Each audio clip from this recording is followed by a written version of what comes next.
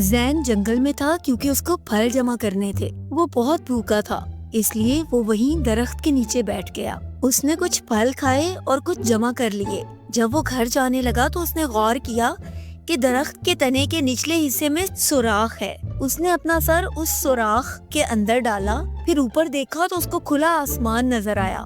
درخت کافی کھوکھلا تھا۔ وہ درخت کے کھوکھلے تنے میں کود گیا۔ درخت کے دوسری طرف بھی سوراخ تھا۔ اس نے وہاں سے باہر کی طرف دیکھا۔ یہ کتنی اچھی جگہ ہے چھپنے کی، وہ تیز آواز میں بولا۔ کوئی بھی مجھے باہر سے یہاں نہیں دیکھ سکتا۔ اس کی آواز جنگل میں گونج رہی تھی۔ زین نے فیصلہ کیا کہ وہ اپنی نئی آواز سننے کے لیے گانا گائے۔ جب وہ گانا گا چکا تو اس نے فیصلہ کیا کہ وہ گھر جائے، لیکن پھر اس نے سنا کہ کوئی باتیں کرتے ہوئے اس کی طرف آ رہا ہے۔ وہ اس آواز کو جانتا تھا، یہ علی کی آواز تھی۔ وہ دونوں ایک ہی اسکول میں ہونے کے ساتھ ساتھ ہم جماعت بھی تھے۔ وہ گانے کی آواز یہیں سے آ رہی تھی، علی نے کہا۔ لیکن میں نے تو یہاں کسی کو نہیں دیکھا، کیا تم نے دیکھا آلیان؟ نہیں، آلیان نے جواب دیا۔ مجھے نہیں لگتا کہ یہاں جنگل میں کوئی انسان ہو سکتا ہے۔ ادھر زین ان کی باتوں کے دوران درخت کے اندر چھپا رہا۔ جب وہ دونوں خاموش ہو گئے تو وہ آہستہ مگر بھاری آواز میں بولا، علی اور آلیان، تم میری زمین پر کیا کر رہے ہو؟ تھوڑی دیر تک کوئی جواب نہیں آیا۔ پھر علی نے ڈرتے ہوئے پوچھا، یہ کس نے کہا؟ میں بولنے والا درخت ہوں، زین نے کہا۔ ہر چیز جو جنگل میں ہے وہ مجھ سے تعلق رکھتی ہے، اور جب تک تم یہاں پر ہو تمہیں میرا ہر حکم ماننا ہوگا۔ اگر تم نے میری حکم عدولی کی تو میں تمہارے گھر میں آ کر تمہیں پکڑ لوں گا جب تم سو رہے ہوگے۔ اب جاؤ اور میرے لیے کچھ کھانے کے لیے لے کر آؤ۔ ٹھیک ہے اے بولنے والے درخت، آلیان نے لرزتے ہوئے کہا۔ ہم تمہارے لیے تازہ پھل ڈھونڈتے ہیں اور ابھی لا کر دیتے ہیں۔ زین ہنسا اور ان دونوں کے آنے کا انتظار کرنے لگا۔ علی اور آلیان چند منٹ بعد لوٹ کر آئے تو ان کے ہاتھ تازہ پھلوں سے بھرے ہوئے تھے۔ انہوں نے سارے تازہ پھل درخت کے کھوکھلے تنے میں ڈال دیے۔ یہ بہت اچھا کھانا ہے اے اچھے درخت، آلیان بولا۔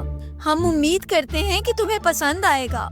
تم دونوں نے بہت اچھا کام کیا، زین نے جواب دیا۔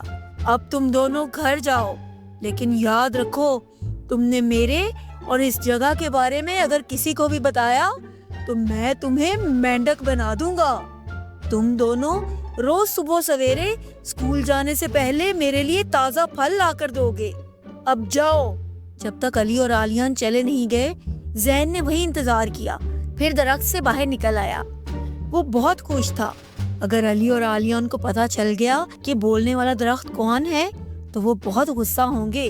اس نے سوچا، وہ بہت ڈر گئے تھے، ڈرپوک۔ زین بلند آواز سے ہنسنے لگا۔ اگلی صبح کا وقت تھا، چڑیاں چہچہا رہی تھیں، موسم بہت خوشگوار تھا۔ زین جلدی اٹھ گیا اور کھوکھلے تنے والے درخت کی جانب بڑھنے لگا۔ رات کو بہت تیز بارش ہوئی تھی جس کی وجہ سے زمین گیلی تھی۔ زین لمبے لمبے ڈگ بھرتا ہوا درخت کی طرف جا رہا تھا۔ بالآخر وہ درخت تک پہنچ گیا اور اس کے سوراخ کے اندر داخل ہو گیا۔ اب وہ علی اور آلیان کا انتظار کرنے لگا۔ ابھی چند منٹ گزرے ہوں گے کہ اسے دور سے علی اور آلیان درخت کی طرف آتے ہوئے نظر آئے۔ انہوں نے ایک بڑا سا تھیلا اور ایک جوس کا گلاس اٹھایا ہوا تھا۔ وہ چیزیں انہوں نے درخت کے سوراخ میں ڈال دیں۔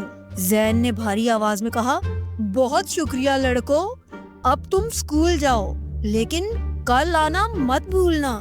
علی اور آلیان چہل قدمی کرتے ہوئے واپس جا رہے تھے کہ اچانک آلیان رکا۔ اس نے علی کے کندھے پر ہاتھ رکھا اور کچھ سوچ کر بولا، مجھے نہیں لگتا کہ یہ کوئی بولنے والا درخت ہے۔ کیا تم نے وہ نشان نہیں دیکھے جو مٹی پر تھے؟ وہ کسی انسان کے لگتے ہیں۔ میرا خیال ہے کہ کوئی درخت کے اندر چھپا ہوا ہے اور ہمیں بے وقوف بنا رہا ہے۔ نہیں، میں نے غور نہیں کیا، علی نے کہا، لیکن میرا خیال ہے کہ ہم چھپ جاتے ہیں اور دیکھتے ہیں کہ کوئی اس راستے سے واپس تو نہیں جا رہا۔ چند منٹ بعد انہوں نے دیکھا کہ زین گنگناتا ہوا اس راستے سے آ رہا ہے اور اس کے ہاتھ میں کھانے سے بھرا ہوا تھیلا اور جوس کا گلاس تھا۔ اوہ، یہ زین تھا! علی حیرت زدہ رہ گیا۔ کیا ہم اس پر کودیں اور اس کو ڈرائیں؟ اس نے آلیان سے پوچھا۔ ابھی نہیں، آلیان نے کچھ سوچتے ہوئے کہا۔ میرے پاس اس سے بہتر آئیڈیا ہے، آؤ میرے ساتھ۔ آلیان کے چہرے پر شرارت بھری مسکراہٹ تھی۔ آلیان بھاگتا ہوا کھوکھلے درخت کے پاس پہنچا۔ علی نے اس کی پیروی کی۔ وہ بہت احتیاط سے پیروں کے نشانات کو دیکھتے ہوئے آخر کار درخت کے سوراخ تک پہنچ گئے اور ان کو سمجھ آ گیا کہ ذہن نے ان کو کیسے بے وقوف بنایا۔ دوپہر کے وقت تک اسکول ختم ہو گیا تھا۔ علی اور آلیان جنگل میں گئے اور 2 بڑی اور کچھ چھوٹی لکڑیاں تلاش کی۔ پھر انہوں نے ان لکڑیوں کو سیڑھی بنانے کے لیے استعمال کیا۔ اس کے بعد دونوں نے وہ سیڑھی جھاڑیوں میں چھپا دی۔ اگلی صبح زین دوبارہ درخت کے سوراخ میں جا کر چھپ گیا اور انتظار کرنے لگا۔ اچانک علی اور آلیان درخت کے پاس بھاگتے ہوئے آئے۔ صبح بخیر ہے اچھے دوست، علی بولا۔ میں نے تمہارے لیے پھلوں کا جوس خریدا ہے۔ میں درخت کے اوپر چڑھ جاتا ہوں اور تمہارے منہ میں جوس انڈیل دیتا ہوں۔ نہیں نہیں، ایسا نہیں کرنا، زین چلایا۔ تم اسے سوراخ کے قریب رکھ دو۔ لیکن علی تیار تھا۔ وہ سیڑھی پر چڑھ کر درخت کے اوپر پہنچ گیا۔ پہلے وہ ہنسا اور پھر اس نے پورا جوس زین کے اوپر انڈیل دیا۔ زین کھانسا اور چیخا۔ وہ چپکنے والا مادہ اس کی ناک اور آنکھوں میں داخل ہو رہا تھا۔ پھر آلیان سیڑھی پر چڑھا اور بولا، میں تمہارے لیے شہد لایا ہوں۔ کچھ کیڑے مکوڑے اس کے اندر ہیں، لیکن میں جانتا ہوں کہ یہ تمہیں نہیں کاٹیں گے۔ کوئی میری مدد کرو، نہیں۔ زین پھر چیخا، لیکن آلیان سیڑھی پر چڑھ چکا تھا۔ اس کے پاس شہد تو نہیں تھا، البتہ ایک بڑا مرتبان تھا جو سنہرے تیل سے بھرا ہوا تھا۔ آلیان نے وہ تیل زین کے سر پر انڈیل دیا۔ زین نے بہت کوشش کی کہ وہ اس کو ہٹا لے، لیکن وہ بہت چکنا تھا۔ زین اب پھلوں کے جوس اور تیل میں ڈوب گیا۔ چلے جاؤ، وہ چیخا۔ اب تم دونوں کو دوبارہ بولنے والے درخت کے پاس آنے کی کوئی ضرورت نہیں، زین نے شدید غصے سے کہا۔ بالکل ٹھیک ہے زین، علی نے شرارت سے کہا، ہم تمہارا حکم مانیں گے۔